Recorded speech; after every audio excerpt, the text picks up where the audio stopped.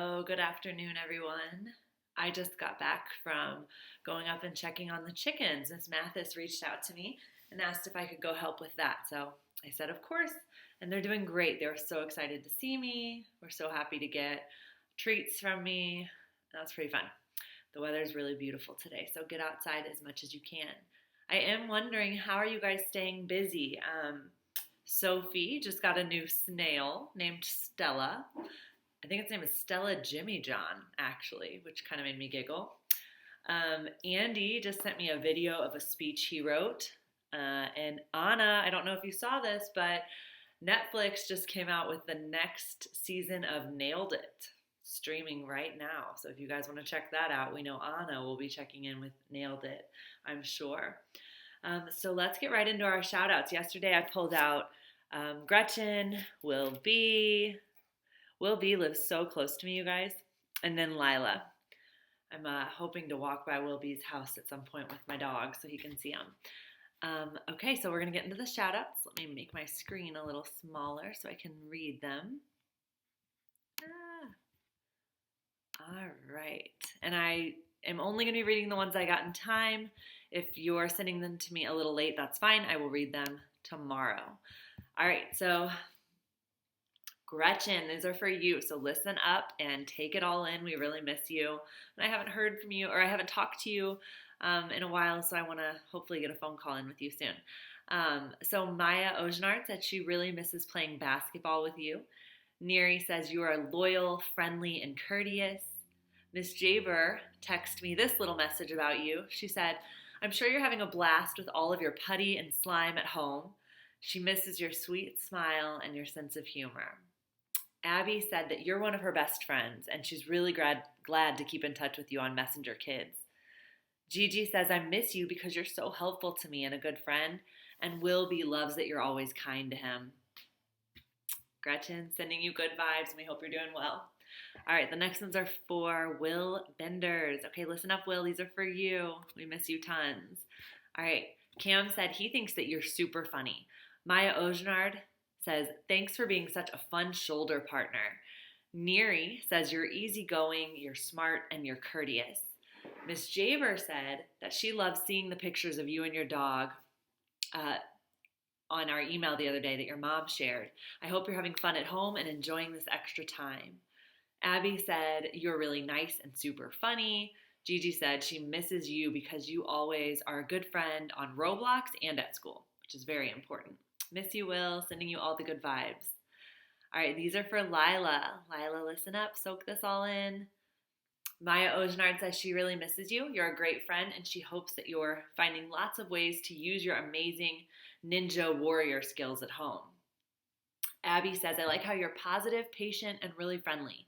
Neri said she would describe you as helpful, somebody who perseveres, and a loyal friend. Miss Jaber says, you are so patient, wise, and dedicated. I'm so proud of you for the effort that you put into all that you do. Which Will B notices that effort as well because he says that you train so hard to be a ninja warrior and he hopes you keep it up. Gigi said she misses you because you're super nice to her and you play with her quite a bit. Lila, sending you all the good vibes. We miss you. We hope you're doing well. And I really do want to see that gripper gauntlet that your dad made or built for you. I want to see that. All right, we'll pull 3 names out at the end of this video today. And so I'm going to get ready to do our mindful minute and start the wild robot. All right, guys, so our mindful minute today, there's something on my mind about why I need to be mindful. I'm trying to get used to this new normal, right? Typically, we would be at school at 7:15 in the morning, and we would be done by 2:40, and I had like my morning routine and all my habits kind of in place and a structure that really worked for me. And I'm needing to be mindful because I'm noticing I'm building up some new habits that, I don't know, I should be mindful of and cautious of because I'm sleeping in a little too late, I'm staying up a little bit too late, and I think that's fine, but I'm trying to keep track of my habits so that I keep a healthy mind and a healthy body during this new normal. So today's mantra or affirmation for ourselves kind of has to do with keeping our bodies healthy and our minds healthy and staying happy in this totally new normal for us. So let's repeat, I am strong and healthy. Okay, So repeat that with me 3 times. I am strong and healthy. I am strong and healthy. I am strong and healthy. You could even stand up and do a power pose with that one. You know, your Superman pose or strong muscle pose. I am strong and healthy. I need us to remember that. And say it to yourself, repeat it to yourself throughout the day.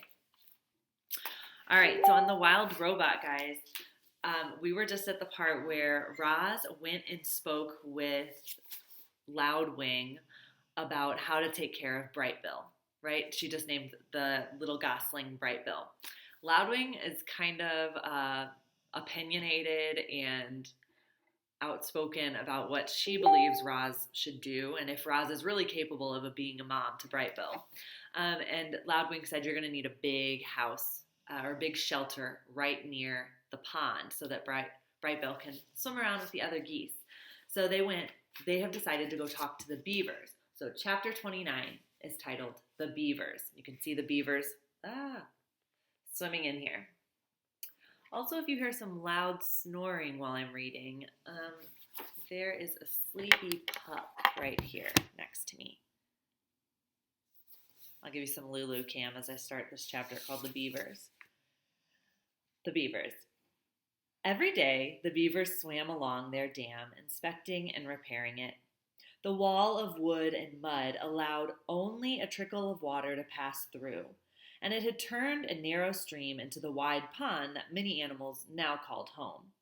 As Roz and Brightbill walked around the pond, they passed hundreds of chewed-up tree stumps, proof that the beavers needed a constant supply of wood, and this gave Roz an idea.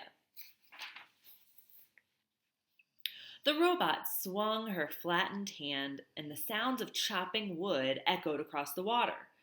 They were soon replaced by the sounds of footsteps and shaking leaves as the robot carefully walked along the beaver dam with a gosling on her shoulder and a freshly cut tree in her hands. The beavers floated beside their lodge and stared at the bizarre sight with open mouths until Mr. Beaver slapped his broad tail in the water, which meant, "Stop right there!" The robot stopped. All right, so Roz is cutting down trees for the beavers now, hopefully to make her shelter. The robot stopped. "Hello, beavers. My name is Roz, and this is Brightbill. Please do not be frightened. I am not dangerous." She held out the tree. "I have brought you a gift. I thought perhaps you could use this in your beautiful dam." "No, thanks," said Mr. Beaver. "I have a strict policy never to accept gifts from monsters." "Don't be ridiculous," interrupted Mrs. Beaver. "We can't let a perfectly good birch tree go to waste." "I'm afraid I must insist," said Mr. Beaver. Mrs. Beaver turned to her husband. "Remember how you asked me to point out when you're being stubborn and rude? Well, you're being stubborn and rude." Then she turned back to Roz. "Thank you, monster. If you'd be so kind as to drop the tree in the water, we'll take it from here." "I'm not a monster." Roz tossed the tree like a twig. "I am a robot." The tree smacked against the water and sent the beavers bopping up and down. Just then, Brightbill started peeping. "Mama! Mama! Hungry!" So Roz dropped a ball of grass into the nest. "The gosling thinks you're his mother," came a quiet voice. It was Paddler, Mr. and Mrs. Beaver's son. "His real mother is dead," said Roz. "I've adopted him." There was a brief silence. Then Paddler looked up at Roz and said, "You're a very good robot to take care of Brightbill." Mr. Beaver sighed. Yes, that's very good of you, Roz, but I don't understand what any of this has to do with us." "My son and I need a home, and Loudwing said you would help us build one." "Of course she did," Mr. Beaver muttered to himself. "Oh, Loudwing gets me out of one lousy jam, and I spend the rest of my days doing her favors." Mrs. Beaver glared at her husband. "Sorry," he said, realizing he was being stubborn and rude again. "Stay right there, Roz. We need to have a quick family meeting."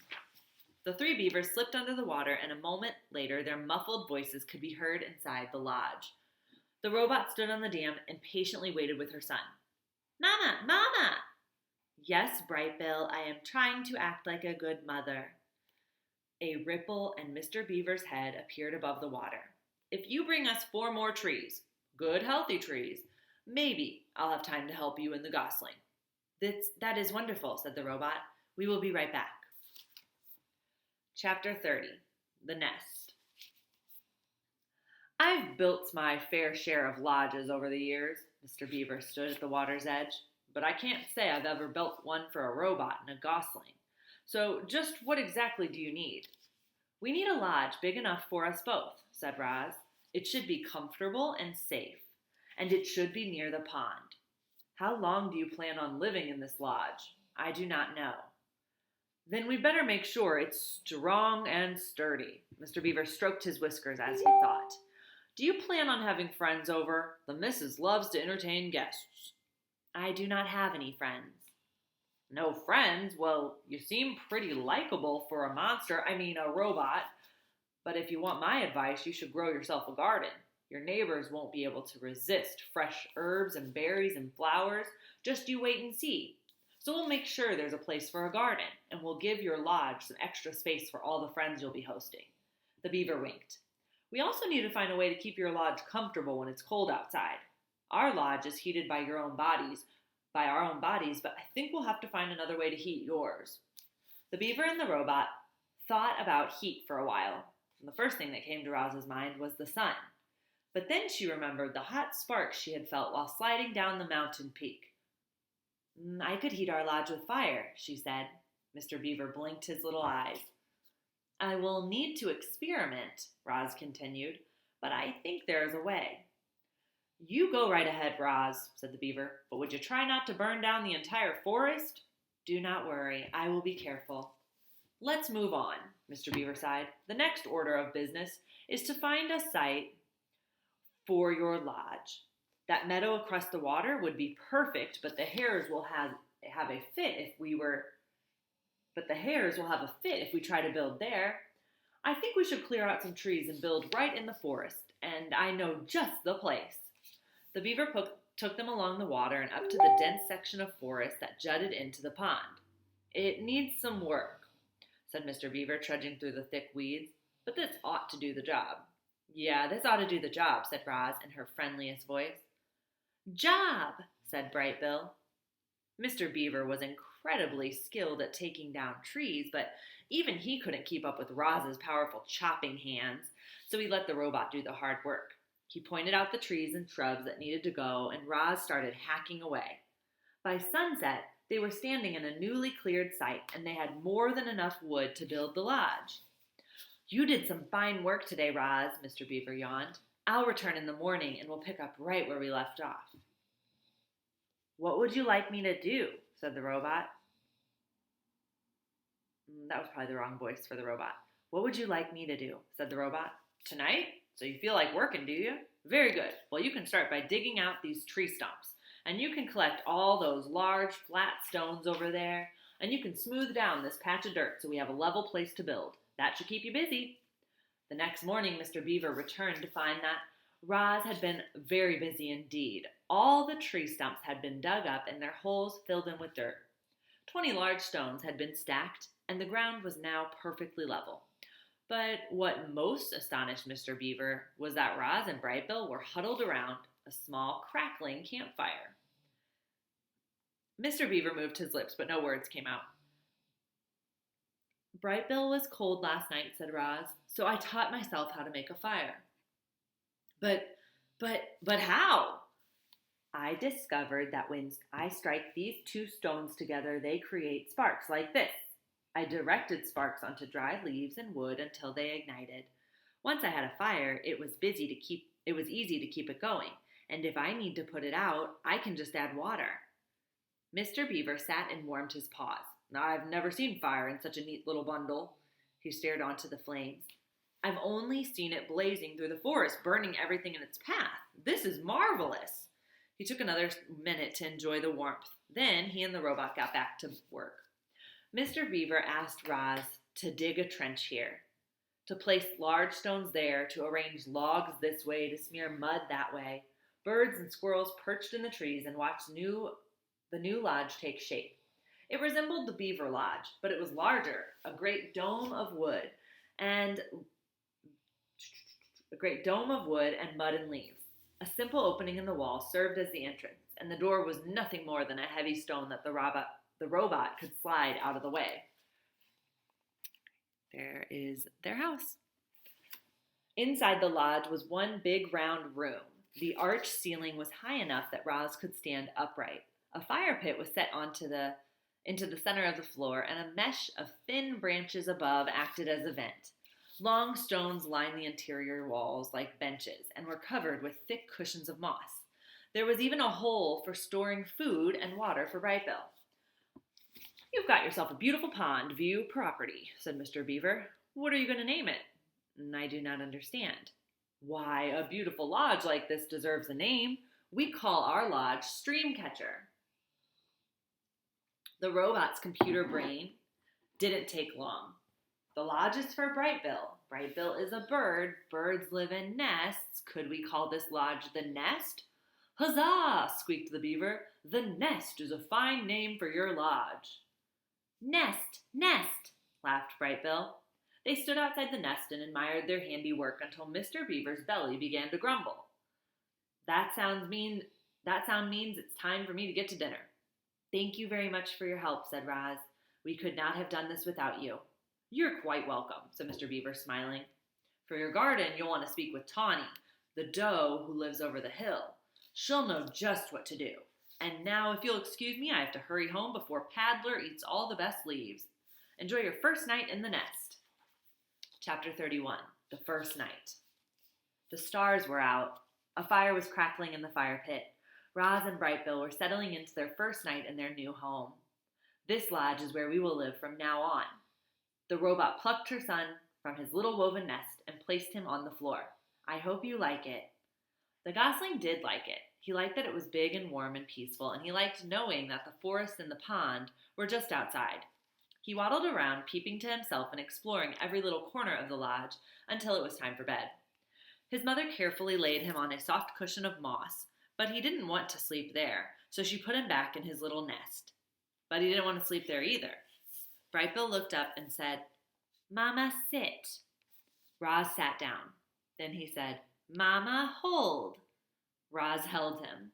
The robot's body may have been hard and mechanical, but it was also strong and safe. The gosling felt loved.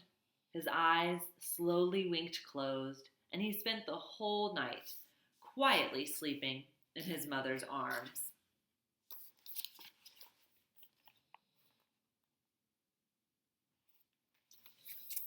All right, I feel like we're at a good stopping place. Chapter 32 is next, and it's called The Deer. So she's going to reach out to the deer to help with the garden, which should help her attract some friends.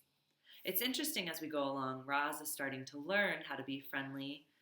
She's learning how to be a mother, and she's adapting to her new normal, just like we are. All right, it's time for 3 new names. And then I hope you get outside and enjoy the beautiful weather. I think we're going to have a lot of rain coming up next week, so enjoy the sun while we can. Okay, here are my next 3 shout-out names. Okay, we've got Sophie.